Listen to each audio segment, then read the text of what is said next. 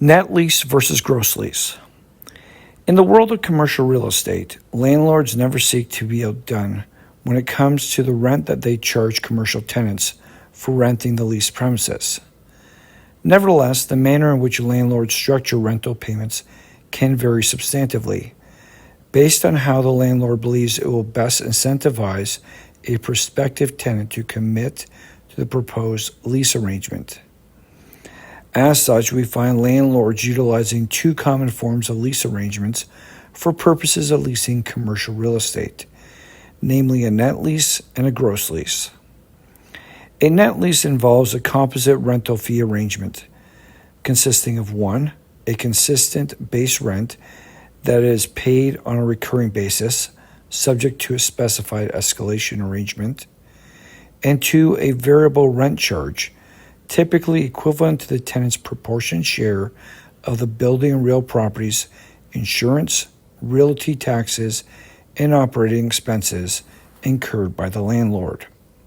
A gross lease involves a consistent single rental fee arrangement, which also may be subject to a specified escalation arrangement, such that it establishes at the outset of lease term what the recurring rental fee shall be for the entirety of the lease term, irrespective of any fluctuation in the landlord's costs in operating the building and real estate.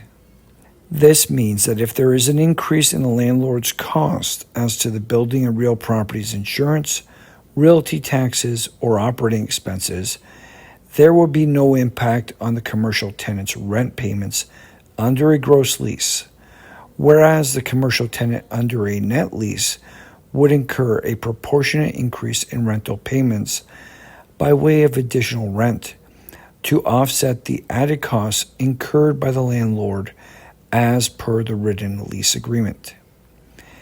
This means that there is greater certainty as to the rental payments for a commercial tenant under a gross lease, as opposed to a net lease. However, it is also the reason that it is far less frequent, as a landlord needs to absorb those increases in the building and real property's insurance, realty taxes, and operating expenses. In turn, landlords tend to limit the use of gross leases, if at all, to small commercial spaces and/or shorter lease terms, as might be the case where a single room is being leased within a commercial building. Given the interest of landlords to shift any added costs to their commercial tenants, net leases, and in particular triple net leases, are the preferable rental arrangement for commercial real estate. For legal services related to commercial lease agreements and legal matters pertaining to those leases, contact our law firm today. Thank you.